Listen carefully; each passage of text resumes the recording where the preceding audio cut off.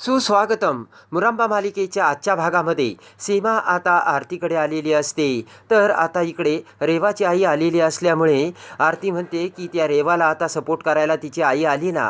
तर सीमा म्हणते की सगळेच कसे आपल्या विरोधात जातात तेच मला काही कळत नाही. सीमा म्हणते की आपण नैनाला वाचवलं आणि यांना जेलमध्ये घातलं ना, तेव्हा आता सगळेजण आपल्यावरती ताव खाऊन आहेत. तर आरती म्हणते की मोठी काकू, एक तुम्हाला विचारू का? तुमची त्यांच्यासोबत एका खोलीत राहण्याची कशी काय हिंमत होते तेच काही कळत नाही. तेवढ्यात पाठीमागून दरवाजा उघडून रमा तिथे येते. सीमा म्हणते की आता तर ते स्पष्टच बोलायला लागलेत. रेवाला या घरची सून करणार आहेत म्हणे आणि त्या रमाला चांगलाच धडा शिकवणार आहे म्हणतात. तर आरती म्हणते काय? तेवढ्यात रमा दरवाजातून सीमाचे ते बोलणे ऐकते आणि रमाला मोठा धक्का बसतो. तर आरती घाबरतच म्हणते की मोठ्याई आता आपण काय करायचं? पण तेवढ्यात पाठीमागून रमा तिथे येते. तर रमा म्हणते की आपलं नातं एवढ्या सहजासहजी तुटणारं नाहीये. सीमा म्हणते तू ऐकलं काय रमा? तर रमा म्हणते हो, पण तुम्ही काही काळजी करू नका. अक्षयच्या फोटोकडे बघत रमा म्हणते की आमची गाठ ना स्वर्गात बांधलेली आहे, तेव्हा मला आणि यांना कोणीच दूर करू शकत नाही. तर इकडे आई आजी बाहेर येऊन रेवाच्या आईला म्हणते की मी आता गुरुजींकडे जाते आणि त्यांना सांगते की या वर्षभरात आम्हाला एक चांगली तारीख काढून द्या, तोपर्यंत रमाचा सुद्धा अक्षयपासून डिवोर्स होईल. तर रेवाची आई म्हणते की रमाने जर डिवोर्स नाही दिला तर शशिकांत म्हणतो की व्याहीनबाई ते आमच्यावर सोपवा. रमाने जर सरळ अक्षयला डिवोर्स दिला नाही तर आम्ही तिला डिवोर्स द्यायला लावू. तेव्हा आई आजी आणि रेवाची आई खूप खुश होतात. आई आजी म्हणते की ह्या वर्षाच्या अखेरीस अक्षयला डिवोर्स देऊन रमा या घराच्या बाहेर आणि रेवा मग आमची सून. तर रेवाच्या आईला आनंद होतो. तर रेवाची आई म्हणते की हाऊस स्वीट, म्हणजे या वर्षाच्या अखेरीस रेवा अक्षय मुकादम होणार. तर शशिकांत म्हणतो की यस, पण त्यासाठी तुमचा सपोर्ट पाहिजे. असे म्हणताच लगेच रेवाची आई आजी शशिकांतच्या हाताला टाळी देतात.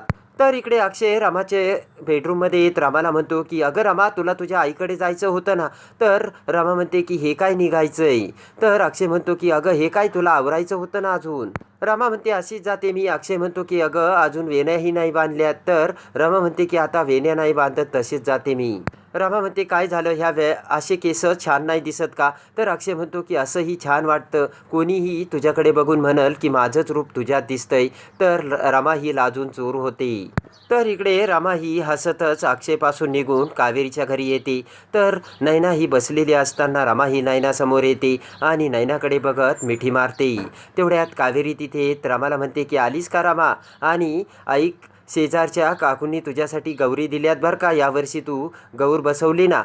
ते की थांब मी गौर घेऊन येते आणि कावेरी आतमध्ये जाते. तर इकडे रमा नैनाला म्हणते की आपण आत्ता त्या विषयावर बोलायला नको, तू काही काळजी करू नकोस, आपण सर्व काही व्यवस्थित करू. तेवढ्यात मंगला मावशी तिथे येत म्हणते की अगं रमा कधी आलीस? तर रमा म्हणते हे काय आत्ता? तर कावेरी बाहेर येत म्हणते की अगं गौरीमध्ये 16 भाज्या करायच्या असतात आणि पावसाळ्यातल्या त्या सर्व भाज्या करून गौरीला नैवेद्य दाखवायचा असतो. तर नैना म्हणते की आमच्या गावाकडे ना गौरी ज्या घरी बसवतात ना त्या घरी अख्ख्या गावाचा स्वयंपाक केला जातो. नैना म्हणते की मला तर ह्या घरात 2 महालक्ष्मी दिसतात, एक कावेरी काकू आणि दुसरी मंगला मावशी.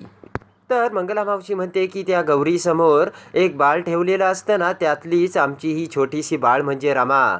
तेव्हा सर्वजण हसू लागतात. मंगला मावशी आणि दुसरं ते छोटं मुलगा बाळ असतं ना, ते आमचे जावई बापू अक्षय.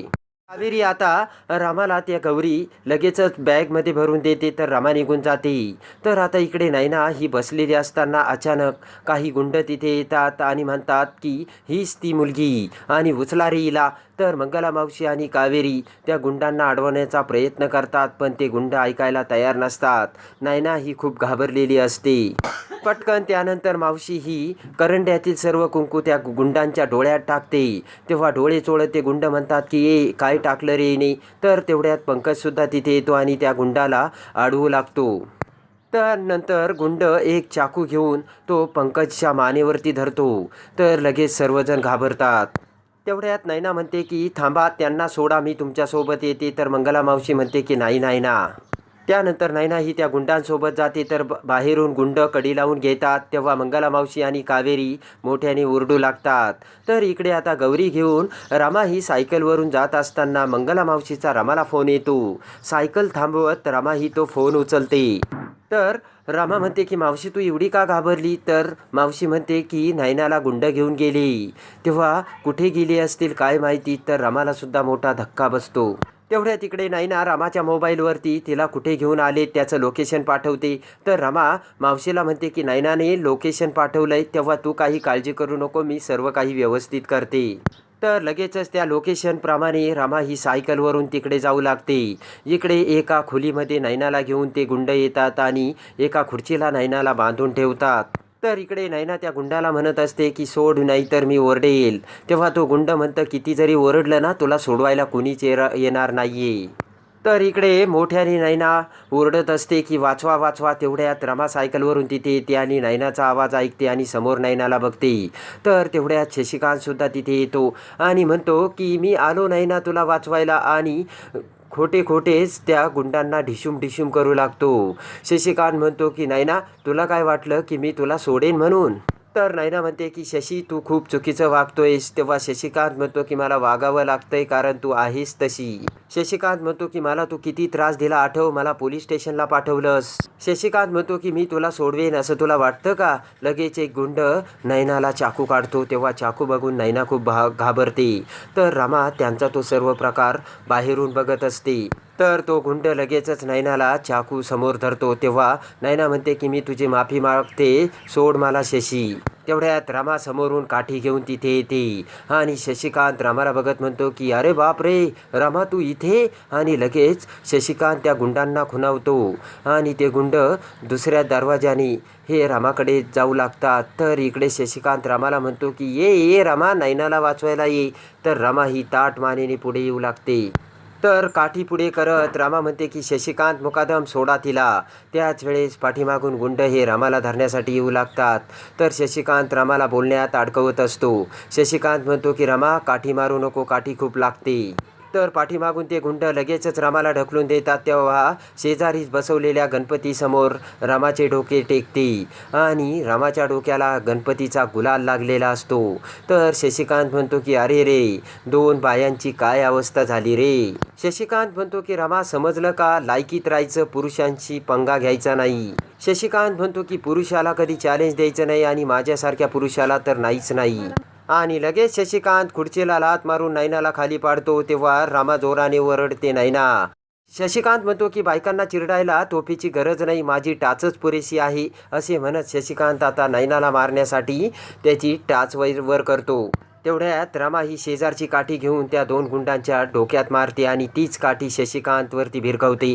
तेव्हा ती काठी शशिकांतच्या पायाला लागून शशिकांत मेलो असे ओरडत पाठीमागे भिंतीला धडकतो. त्यानंतर रमा ही दुर्गेचा अवतार घेऊन पुढे येऊ लागतो आणि रमा शशिकांतला म्हणते की शशिकांत मुकादम, बाईला तुम्ही दुबळं समजू नका.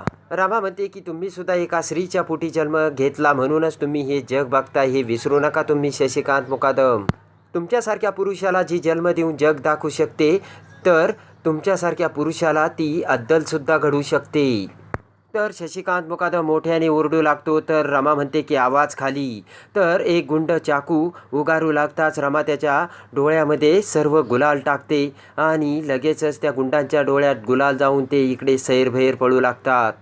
तर आता इकडे अक्षय हा घरामध्ये असताना अक्षयला चक्कर येऊ लागते. तेव्हा अभय आणि आनंद अक्षयला खुर्चीवर बसवतात आणि म्हणतात की बस पाणी पी.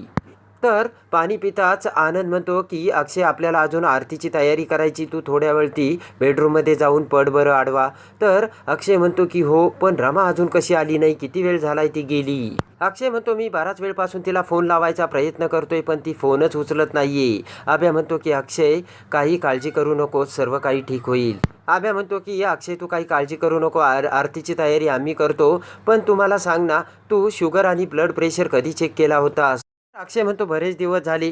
त्यानंतर आता इकडे रामाने त्या दोन गुंडांना खाली पाडलेली असते आणि रमा नयनाला सोडवते आणि शशिकांतला म्हणते की समजलं का, स्त्रीला कुणाचीही गरज नसते आणि तिला दुबळीही समजू नका. तर घाबरलेल्या नजरेने शशिकांत फक्त रमाकडे बघतच असतो. रमा म्हणते की दृष्टाचा सहार करण्यासाठी स्त्री ही कधी दुर्गा तर कधी गौरी बनून त्यांच्या समोर येते आणि त्यांचा सहार करते. तर आता शशिकांतला रमाच्या रूपात गौरी आणि दुर्गा दिसत असतात. तर शशिकांत म्हणतो की अच्छा, म्हणजे आता देवीची शक्ती तुम्हाला दाखवणार आहेस का? तर लगेच रमा म्हणते की ती शक्ती आहे आणि असतेच आमच्यात. तर बोट करत शशिकांत म्हणतो की रमा, मी तुझा जीव घेईल, तुला सोडणार नाही आणि तुझ्यात हिंमत असेल तर तू नैनाला सोडून दाखव. तर त्याच वेळेस नैना तिचे हात डाव्याने तिने सोडलेले असतात. तर शशिकांत गुंडाला सांगतो की मारा रे हिला. तेव्हा सर्व गुंड रमावरती धावून जातात. तेवढ्यात रमाच्या अंगात दुर्गेची ताकद संचारते आणि रमा सगळ्यांना मोठा हात वर करून दूर ढकलते. तर सर्व गुंड हे पालथे पडतात. तेव्हा रमा ही दुर्गेच्या रूपात शशिकांत बघतो आणि शशिकांतच्या डोक्याला घाम आलेला असतो. त्यानंतर रमा ही मोठे डोळे करून दुर्गेच्या रूपात शशिकांत समोर येते आणि त्रिशूळ घेऊन शशिकांतवरती धावून जाते. तर आता शशिकांतला मोठा धक्का बसलेला असतो. इकडे आता अभया अक्षयला BP चेक करण्यासाठी घेऊन येतो. तर अक्षयचे BP चेक करू लागता सीमा तिथे येते आणि म्हणते की असा कसा अचानक अक्षयचा BP वाढला? तर अक्षय म्हणतो की माहीत नाही, पण मला अगोदरपासून खूप वेळपासून असंच होतंय. तर इकडे आता शशिकांत हा रमा आणि नैना तिथून गेल्यामुळे मोठा धक्का बसून लगेचच एका गुंडाला फोन करतो आणि म्हणतो की तू चाळीतून त्या नैनाच्या मुलाला उचल, म्हणजे ती नागिन कशी बिळातून बाहेर येते बघ. तर आता शशिकांत हा घरी येताच त्याने फोन केलेला असतो. तेव्हा शशिकांतचे ते सर्व बोलणे सीमा ऐकते. तर आता सीमा ही लगेचच शशिकांतचे बोलणे कसे पुन्हा रमाला सांगते आणि रमा कसा पुन्हा शशिकांतला धडा शिकवते.